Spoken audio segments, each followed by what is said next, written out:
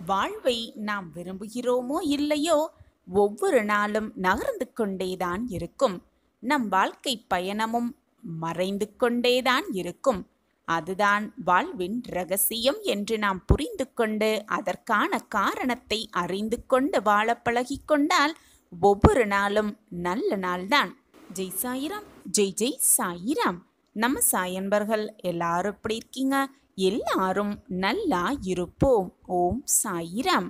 என் அன்பு செல்வமே, இனி புத்தம் புதிய வாய்ப்புகள் எல்லாம் உன்னை தேடி வரும். நம்பிக்கையோடு இரு, உனக்கானது உன்னிடமே வந்து சேரும். இது நாள் வரை நீ இழந்தது அனைத்துமே உன்னிடம் வந்து சேரும். பார்த்து கொண்டே இரு. இனி வரவிருக்கும் எல்லா காலமும் உனக்கான நல்ல காலமே. நாளையிலிருந்து அந்த நல்ல காலம் உனக்கு ஆரம்பம். நீ திரும்பி திரும்பி என்னிடம் கேட்டதை, என்னிடம் பிரார்த்தனையாக வைத்ததையே அடையப் போகிறாய். அதையே முழுவதுமாக அடையப் போகிறாய். எனவே கேட்பதை நிறுத்திவிடாதே. என்னிடம் பிரார்த்தனை வைப்பதை நிறுத்திவிடாதே.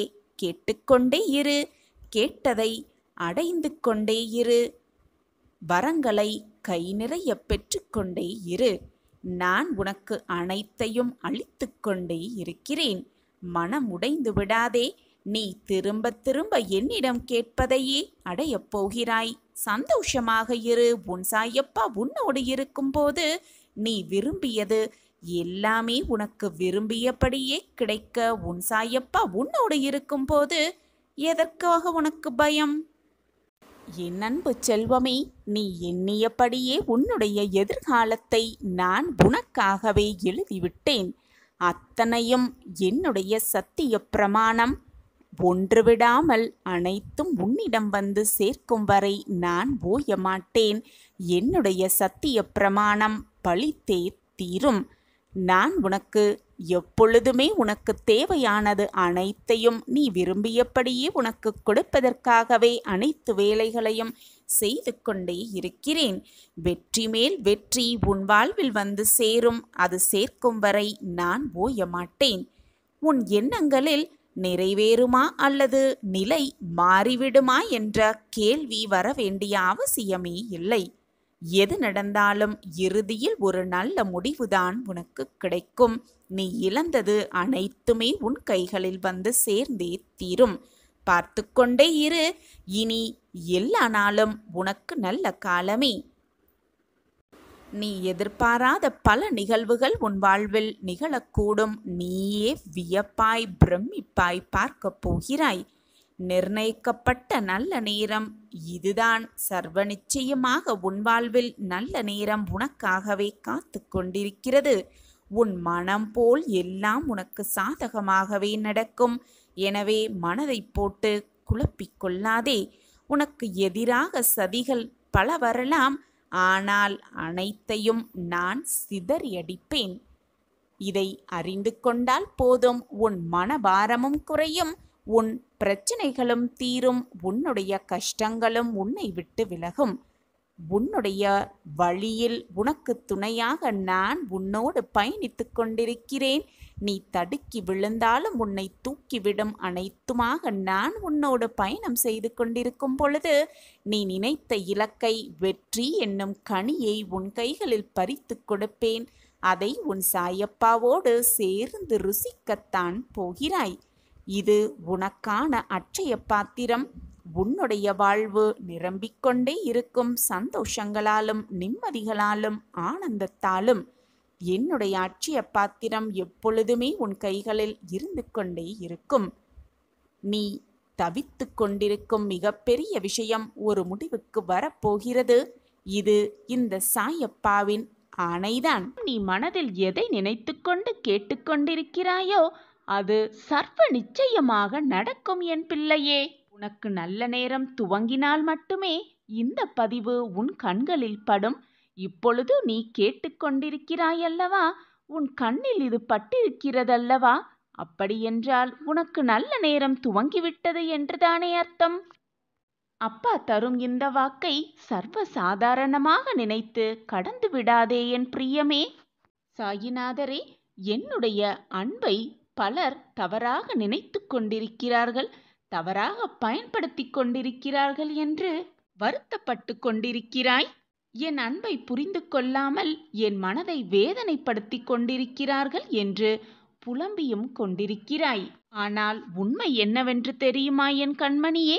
உன்னை அவர்கள் கஷ்டப்படுத்தவில்லை, உன் மனதை அவர்கள் காயப்படுத்தவும் இல்லை.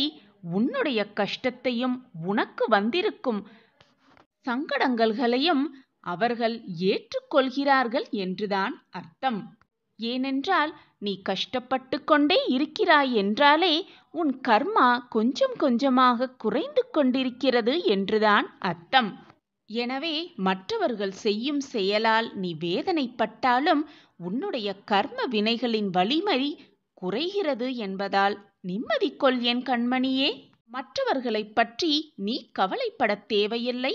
உன் அன்பை புரிந்து கொள்ளாதவர்கள், உன்னை வேதனைப்படுத்துபவர்கள் அவரவர் கணக்கை அவரவர்கள் அனுபவித்துதான் ஆக வேண்டும். அவர்களை நான் பார்த்து கொள்கிறேன் என் குழந்தையே. எந்த சூழ்நிலையிலும் இழந்து போனதையும் உனக்கு வராமல் போனதையும் நினைத்து நினைத்து கவலைப்படாதே. நடப்பது அனைத்தும் நன்மைக்கே என்ற நினைப்போடு உன்னுடைய லட்சியத்தை நோக்கி நீ முன்னேறிக் கொண்டே இரு.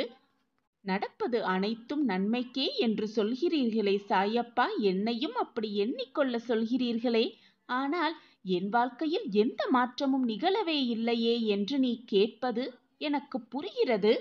பொறுத்துக்கொள். பொறுமைக்கு தக்க பரிசு கூடிய விரைவில் உன்னிடம் வந்து சேரும். இதுவரை பொறுமையாக காத்திருந்தாய் அல்லவா? இன்னும் சிறிது நேரமே உன்னுடைய பொறுமைக்கான பதில் நான் உனக்கு தருவேன், சர்வ நிச்சயமாக தருவேன். உன்னுடைய வேண்டுதல் கேட்கப்பட்டது என் குழந்தையே. உன் வேண்டுதல் நிச்சயமாக பலிக்கும். நீ படும் துன்பத்தையே பெரிதாக நினைத்து நினைத்து வருந்திக் கொண்டிருக்கிறாய். அப்படியல்ல. இந்த வாழ்க்கையில் உள்ள அனைவருக்குமே இன்பமும் துன்பமும் மாறி மாறி வந்து கொண்டேதான் இருக்கும். இன்பம் மட்டுமே யாருக்கும் நிரந்தரமாக இருந்து விடுவதுமில்லை, துன்பம் எல்லோருக்கும் நிரந்தரமாகவும் இருந்துவிடவும் இல்லை. மாறி மாறி வந்தாதான் அதுதான் வாழ்க்கை.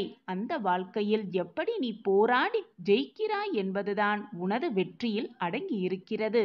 எனவே எது வந்தாலும் நம்பிக்கையோடு போராடு, தைரியமாக இரு. மனதை வீணாக காயப்படுத்தாதே, உன் கண்ணீரை வீணடிக்காதே. அனைத்திற்கும் சாட்சியாக நான் இருக்கிறேன். உனக்கான நல்ல விஷயங்களையும் நீ எதற்காக வருத்தப்படுகிறாயோ அதற்கான தீர்வையும் உன் மனதிற்கு பிடித்தமான ஆலோசனைகளையும் நான் எப்பொழுதும் உனக்கு அறிவுறுத்தி கொண்டுதான் இருக்கிறேன். ஆனால் நீதான் அதை உணர மறுக்கிறாய். இன்றோடு உன்னுடைய துன்பங்கள் அனைத்தும் நீங்கப் போகிறது. நாளை முதல் மிக பிரகாசமான வாழ்வை எதிர்கொள்ளப் போகிறாய். என் அன்பு பிள்ளையே, உன்னை விட்டு போனவர்களை நினைத்து நினைத்து வருத்தப்படாதே. அப்படி நீ வருத்தப்பட்டால் நீ மிகப்பெரிய முட்டாளாகவே ஆகிவிடுவாய். நீ ஒரு புத்திசாலியாக அறிவாளியாக உன்னை ஆக்க வேண்டுமென்றால், உன்னை காட்டிக்கொள்ள வேண்டுமென்றால், உன்னை விட்டு போனவர்கள் வருத்தப்படும் அளவிற்கு வாழ்க்கையில் வாழ்ந்து காட்டு, வாழ்ந்து பார். அப்பொழுது நீ மிகப்பெரிய அறிவாளிதான்.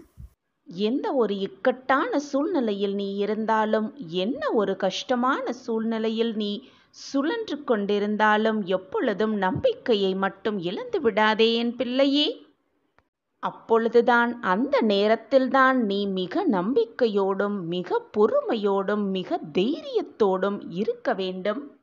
உன்னை சுற்றி நடக்கும் அத்தனை விஷயங்களையும் கவனிப்போடும் நம்பிக்கையோடும் தைரியத்தோடும் என்ன நடக்கிறது, நம் வாழ்வை சுற்றி ஏது நடக்கிறது என்பதை கவனமாக கவனித்து கொண்டே இரு. ஏனென்றால் உன் கஷ்டத்தோடு கஷ்டமாக உன்னுடைய பிரச்சனைக்கு நடுவே ஏதாவது ஒரு ரூபத்தில் என் பிள்ளைகள் கஷ்டப்படுவதை பார்க்க சகிக்காமல் நான் ஏதாவது ஒரு ரூபத்தில் வந்து உனக்கு உதவி புரிவேன் என்பது உனக்கு தெரியும் தானே.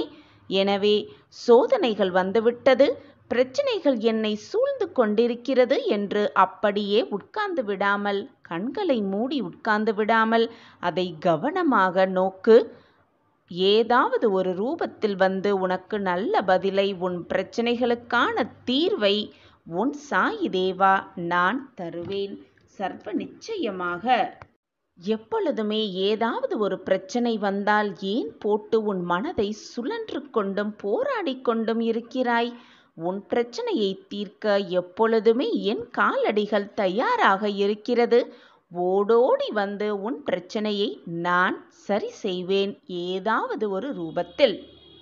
பல முறை உன் பிரச்சனைக்கான தீர்வையும் உன் பிரச்சனைக்கான ஆலோசனையும் நான் உனக்கு வழங்க கொண்டு வந்து கொண்டுதான் இருக்கிறேன். ஆனால் நீதான் அதை ஏற்க மறுக்கிறாய். கஷ்டத்தோடும் வேதனையோடும் மனதை போட்டு நீயே வருத்தி கொண்டு நான் உன்னை நெருங்குவதை கூட உன்னால் கவனிக்க முடியாமல் போராட்ட சிக்கலில் மாட்டி இருப்பதாக நினைத்து கொண்டு நீயே தவறாக சிந்தனையை ஓட்டிக்கொண்டு உன் வாழ்க்கையில் பிரச்சனைக்கு மேல் பிரச்சனையை நீயே உருவாக்கி கொண்டிருக்கிறாய். அதனால் உன்னை தேடி உன் வீட்டிற்கே இதோ வந்திருக்கிறேன் உன் சாயிபாபா. நீ நம்பவே முடியாத பல ஆச்சரியங்களை நான் உனக்கு நிகழ்த்தப் போகிறேன். நானே உன் இல்லத்திற்கு வந்து உனக்கு தேவையான அத்தனையும் மற்றவர்களின் துணையில்லாமல் நான் உனக்கு கொடுக்கப் போகிறேன். நான் இருக்கிறேன், எதற்குமே பயப்படாதே. சாயப்பா இருக்க உனக்கு ஏன் மனக்கவலை? சாயிராம் சாயிராம். எந்த பிரச்சனையா இருந்தாலும் நம்மளுடைய குறையையும் கஷ்டத்தையும் தீர்க்க இறைவனே நேரில் வருவார் அப்படிங்கிற விளக்குவதற்கான ஒரு சின்ன கதை பார்க்கலாம். ஒரு ஊர்ல ஒரு கணவனும் மனைவியும் தன்னுடைய 4 குழந்தைகளோட சந்தோஷமா வாழ்ந்து வந்தாங்க. அப்படி வாழ்ந்துகிட்டு இருக்கும்போது அந்த கணவருக்கு ஒரு யோசனை தோன்றியது. மக்களுக்கு ஏதாவது ஒரு குறை வந்துருச்சுன்னா, பிரச்சனை வந்துருச்சுன்னா அதை தீர்க்க கடவுள் ஏன் நேரில் வர வேண்டும்? அவருடைய தூதுவர்களை அனுப்பி வைப்பால் போதுமானதாகத்தானே இருக்கும் அப்படிங்கிற கேள்வி அவனுக்கு விசித்திரமாக வந்தது.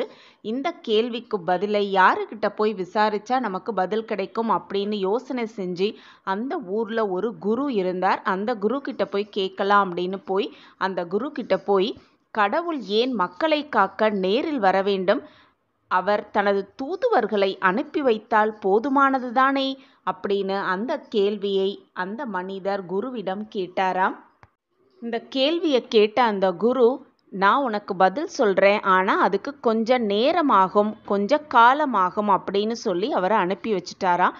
அந்த மனிதரும் அந்த குருவின் பதிலுக்காக காத்து கொண்டிருந்தார். அப்படி இருந்துக்கிட்டே இருக்கும்போது ஒரு சமயம் அந்த ஊரில் அடுத்த ஊருக்கு போகணுன்னா ஆற்றை கடந்து போகணும் அப்படிங்கிற ஒரு படகு சவாரி தான் இருக்கும்.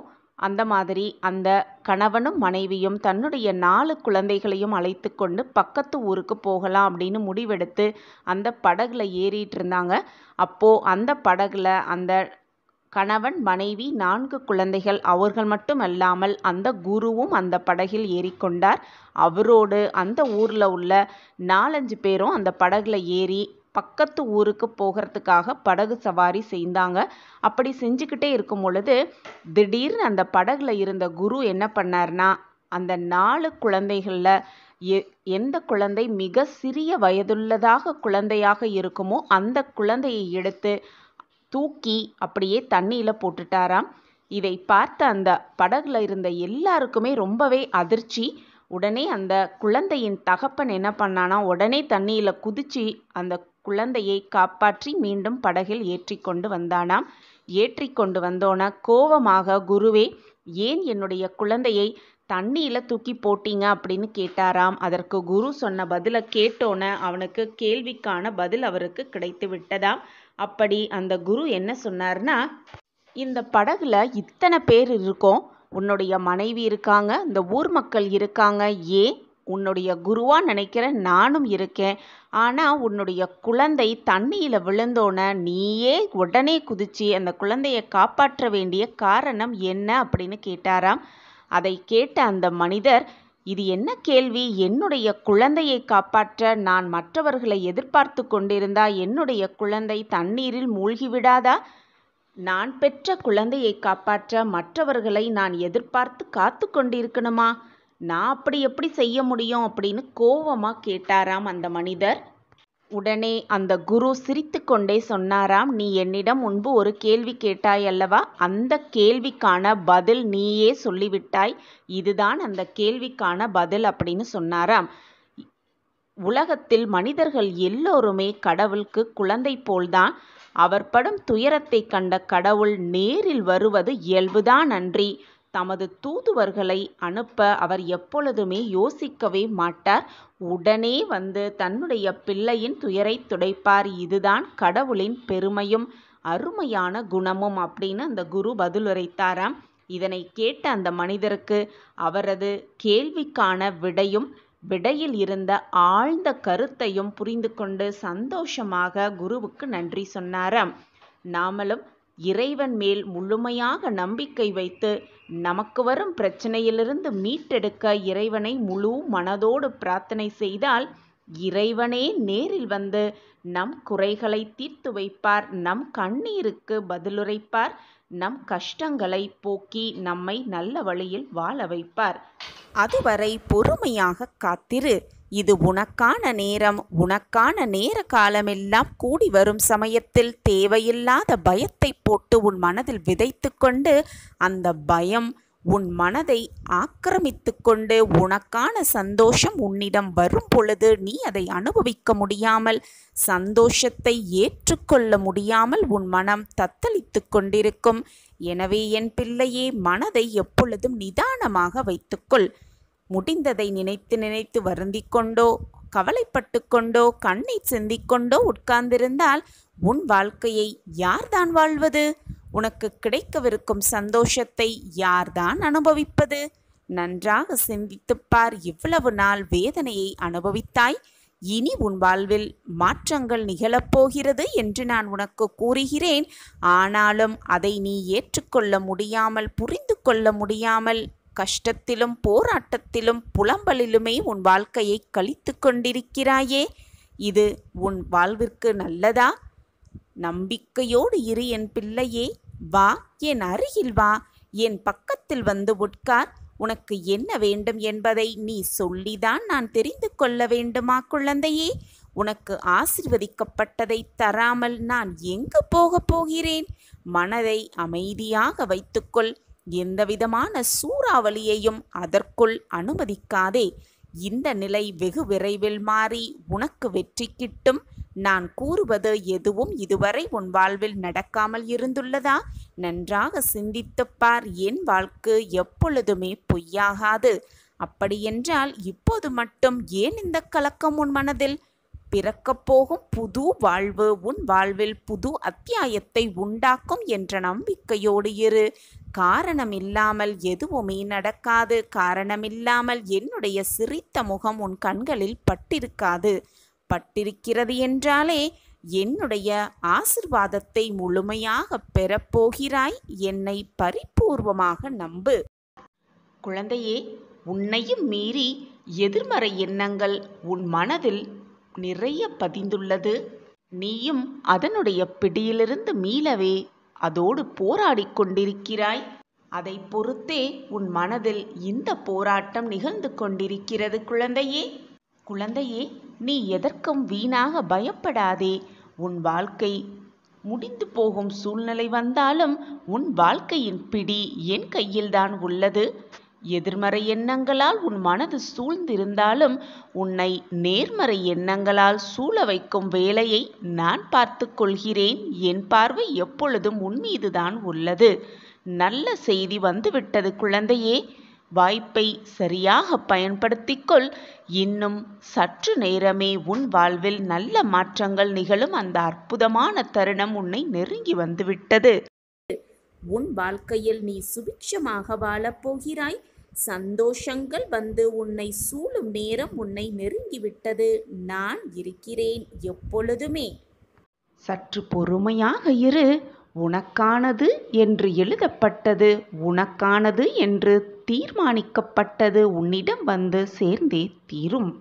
ஏனென்றால் அதில் உன் பெயர்தான் எழுதப்பட்டிருக்கும். அது வேறு யாரையும் சென்று அடைய சாத்தியமே இல்லை. ஏனென்றால் அதை எழுதியவன் அந்த இறைவனாக இருக்கும் பொழுது எதுவுமே மாறிவிடாது.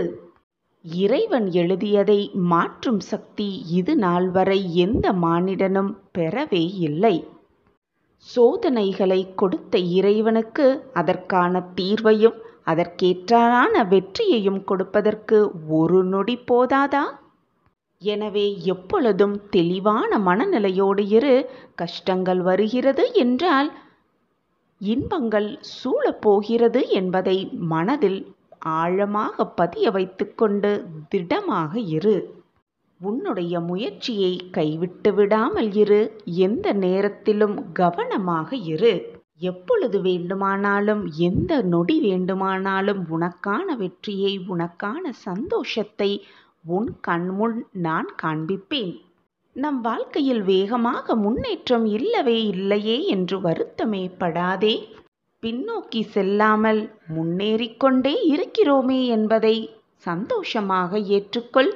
வேகமாக முன்னேறும் காலம் மிக அருகில் வந்து கொண்டே இருக்கிறது. இது உனக்கான நாள்தான். இந்த நாளிலிருந்து உன் வெற்றிகள் ஆரம்பமாகும். எப்பொழுதுமே மனதில் உயர்ந்த நல்ல எண்ணங்களை வளர்த்துக்கொள்.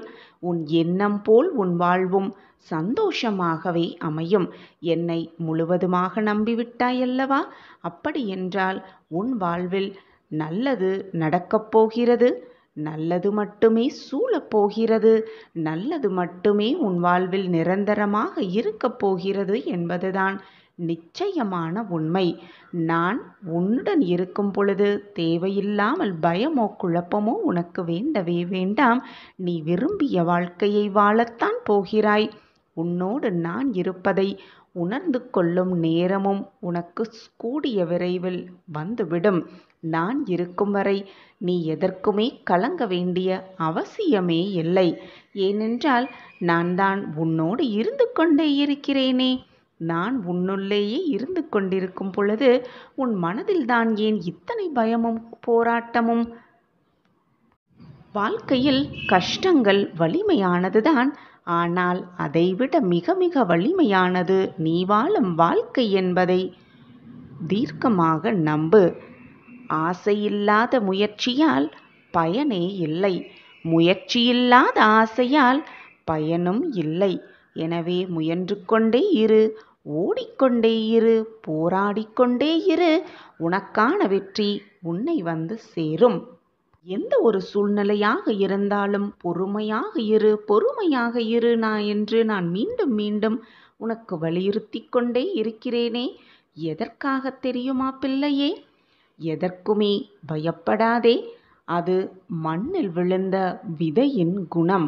அந்த குணம்தான் உன்னில் இருக்கிறது. அதனால்தான் எந்த சூழ்நிலையிலும் நீ பொறுமையை கடைப்பிடித்து கொண்டே இருக்கிறாய். அதற்காக நீ கவலைப்பட வேண்டிய அவசியமே இல்லை. பொறுமை, விட்டு கொடுத்தல் இரண்டும் மிக மிக முக்கியம் மனித வாழ்க்கையில். ஆனால் இவை இரண்டும் எல்லைகள் உண்டு. ஆனால் அன்புக்கு மட்டுமே என்றுமே எப்பொழுதுமே எல்லையே இல்லை. எனவே மற்றவர்கள் மீது அன்பு செலுத்து. உனக்கான மகிழ்ச்சி, அன்பு எல்லாமே உன்னை தேடி வரும் சர்வ நிச்சயமாக. உன்னுடைய தேவைகளையும் எதிர்பார்ப்புகளையும் எவ்வளவுக்கு எவ்வளவு நீ குறைத்து கொள்கிறாயோ அவ்வளவுக்கு அவ்வளவு மன நிம்மதி உனக்கு கிடைக்கும். என் அன்பு குழந்தையே, உன் வேண்டுதலுக்கு உன் அப்பா செவிசாய்த்து விட்டேன். உன் கடினமான காத்திருப்புக்கு நீ விரும்பிய பரிசு இதோ மகிழ்ச்சியாக பெற்றுக்கொண்டு. நம்பிக்கைதான் வாழ்க்கையே. வாழ்க்கை என்னும் ஆற்றை நம்பிக்கைக்கு மட்டுமே உண்டு. வாழ்க்கை என்னும் ஆற்றை நம்பிக்கை என்னும் நீச்சல் தெரிந்தவர்கள் மட்டுமே சுலபமாக கடக்கிறார்கள். மற்றவர்கள் கரையிலேயே வீழ்ந்து கிடக்கிறார்கள். இதுதான் நம்பிக்கையின் நியதி. என் அன்பு பிரியமே, கஷ்டத்தில் வரும் துன்பத்தை விட கஷ்டம் வந்துவிடுமோ என்ற பயத்தால் வரும் துன்பமே மிக அதிகம். பயப்படாமல் இரு. எது வந்தாலும் பார்த்து விடலாம் என்று தைரியமாக செயல்படு. நம்பிக்கையால் மட்டுமே இதை நினைக்க முடியும், செய்ய முடியும். நம்பிக்கையோடு இரு. நம்பிக்கைதான் வாழ்க்கையே. நம்பிக்கை எங்குமே இருக்கிறது. நமக்குள் இருக்கிறது, நம்மை சுற்றி இருப்பவர்களிடம் இருக்கிறது, புத்தகங்களில் இருக்கிறது, கடவுளிடம் இருக்கிறது, நம்மை சுற்றி நடக்கும் சிறு சிறு சம்பவங்களிலும் இருந்து கொண்டுதான் இருக்கிறது. ஒவ்வொன்றையும் கூர்ந்து கவனித்தால் நம்பிக்கையை பற்றி நாமே நிறைய விஷயங்களை கற்றுக்கொள்ளலாம் குழந்தையே. எந்த ஒரு விஷயம் செய்யும் பொழுதும் நம்பிக்கையாக நாம் இதை செய்தால் நிச்சயமாக வெற்றி அடைவோம் என்ற நம்பிக்கையோடு செய்தால் நிச்சயமாக வெற்றி பெற்றுவிடலாம். அதை விட்டுவிட்டு வெற்றி பெறுவோமா, இதை செய்ய நம்மால் முடியுமா என்று கேள்விக்குறியோடே செய்ய ஆரம்பித்தால் நிச்சயமாக ஏதாவது ஒரு தடங்கள், சோதனைகள் வரத்தான் செய்யும். வாகனத்திலோ, ரயிலிலோ, விமானத்திலோ பயணம் செய்யும் பொழுது இந்த பயணம் பாதுகாப்பானதாக இருக்கும் என்ற நம்பிக்கை இருந்தால்தான் மட்டுமே நம்மால் வேடிக்கை கூட அந்த பயணத்தில் பார்த்து கொள்ள முடியும். அப்படி இல்லை என்றால் பயத்தோடும் நடுக்கத்தோடும் தான் அந்த பயணம் முடியும். என் அன்பு பிரியமே, நீ எடுக்கும் எந்த ஒரு செயலையும் சிறப்பாக செய்ய முடியும் என்று முதலில் நீ நம்ப வேண்டும். உன் மீது முதலில் நம்பிக்கை வை. உன் சாயப்பா மீது நம்பிக்கை வை. அந்த செயலை நாம் சிறப்பாக செய்வோம். அதற்கு உறுதுணையாக அப்பா துணையாக இருப்பார் என்ற நம்பிக்கையை வை. உன் எண்ணம் போல், உன் நம்பிக்கை போல் எல்லாமே வெற்றிகரமாகவே முடியும். அதை விட்டுவிட்டு நம்மால் இந்த செயலை செய்ய முடியுமா என்று ஒரு கண நேரம் நீ யோசித்தாலே போதும், அனைத்தும் சரிந்தே விடும். என் அன்பு பிரியமே, சந்தேகம் இருக்கும் இடத்தில் சந்தோஷம் இருக்காது பிள்ளையே. நம்பிக்கை இருக்கும் இடத்தில் நன்மைகள் மட்டுமே இருக்கும். ஒருவர் தானே ஏற்படுத்தி கொள்ளலாம் நம்பிக்கையை. அப்படி இல்லாமல் மற்றவர்களின் நிர்பந்தத்தால் கூட நம்பிக்கை ஏற்படுத்தி கொள்ளலாம். உன்னுடைய உழைப்பு என்றுமே வீணாகாது குழந்தையே. வாழ்க்கையில் முன்னேற வேண்டுமானால் உன்னை பற்றிய மற்றவர்களின் மதிப்பீட்டுகளிலிருந்து உன்னை மேம்படுத்த உனக்கு என்ன தேவையோ அதை மட்டும் நீ எடுத்துக்கொண்டாலே போதும். மற்றதையெல்லாம் கவனத்தில் எடுத்துக்கொள்ளாதே. உனக்கு தேவையற்ற வீண் சொற்களை மறந்தும் கூட காதில் வாங்கி போட்டுக் கொள்ளாதே. உனக்கு தேவையில்லாத அந்த சொற்களையெல்லாம் உன் மனதில் தேக்கி வைத்துக்கொண்டு உன்னுடைய வாழ்க்கையின் வளர்ச்சிக்கு நீயே தடைக்கல்லாக மாறிவிடாதே என் பிரியமே. கவலைப்படாதே என் பிரிய கண்மணியே. எப்பொழுதும் என்றென்றும் நான் உன்னோடு இருக்கும் பொழுது எதற்காக பயம் உன் மனதில்? பொதுவாகவே வாழ்க்கையில் நம்மிடம் இருப்பதை விட இல்லாததை நினைத்து நினைத்துதான் துயரப்பட்டு கொண்டே இருப்போம், ஏங்கிக் கொண்டே இருப்போம். வெளிச்சம் இல்லாத இடத்தில் நம் நிழல் கூட நமக்கு துணைக்கு வராது, நமக்கு துணையாக இருக்காது. நிரந்தரமே இல்லாத இந்த வாழ்க்கையில் எதற்காக இருப்பதை விட இல்லாததை நினைத்து கொண்டு ஏங்க வேண்டும்? ஏங்கிக் கொண்டிருந்தாலே துன்பம் தானாக வந்துவிடும், துயரம் தானாக நம்மை வந்து தொற்றிக்கொள்ளும். குழந்தையே, ஏக்கத்தை முதலில் நிறுத்திவிடு. உன் வாழ்க்கையை மற்றவர்கள் வாழ்க்கையோடு ஒப்பிட்டு பார்க்காதே. அவரவர் செய்த கர்ம வினைப்படிதான் அவரவர் வாழ்க்கையில் கஷ்டங்களையும் சோதனைகளையும் அனுபவிப்பார்கள் என்பதை புரிந்து கொண்டு செயல்படு. அனைவருக்குமே நல்லவனாக இருக்க வேண்டும் என்று நினைத்தால் அது போலியான முகமூடியாகத்தான் இருக்கும். சாயிநாதரே, மற்றவர்கள் அதிக முயற்சி செய்யாமல் தங்கள் வாழ்க்கையில் வெற்றி பெற்று பிரகாசிக்கிறார்கள், போதுமான வருமானத்தை ஈட்டுகிறார்கள். ஆனால் என்னை மட்டும் ஏன் என் வாழ்க்கையில் தோல்வியடைவ செய்து கொண்டே இருக்கிறீர்கள் என்று நீ என்னிடம் கேட்பது எனக்கு புரிகிறது கண்மணியே. என் அன்பு பிரியமே, ஒவ்வொரு விஷயத்திலும் சாயப்பா என் கூடவே இருக்கிறார் என்று முதலில் எண்ணுவதை நிறுத்திவிடு என் குழந்தையே. உன் வாழ்க்கையில் சாயப்பா இருக்கிறார் என்று எண்ணிக்கொள். அதற்கு மாறாக என் வெற்றி தோல்விக்கு சாயப்பாதான் காரணம், கடவுளே வாழ்க்கை என்று நினைக்காதீர்கள். நான் நிச்சயமாக ஒரு நாள் வெற்றி பெறுவேன் என்று உன் நம்பிக்கையை உன்மீது நீ வைக்கும் பொழுது அதற்கு எல்லை இல்லாமல் போய்விடுகிறது. உன் முயற்சிகள் ஒருபோதும் வீணாவதில்லை என் பிள்ளையே. ஒவ்வொரு தோல்வியும் ஒவ்வொரு அனுபவமே என்று எடுத்துக்கொண்டு அந்த அனுபவத்தை வைத்துக்கொண்டு வாழ்க்கையில் எப்படி முன்னேறலாம் என்பதை சிந்தனை செய்.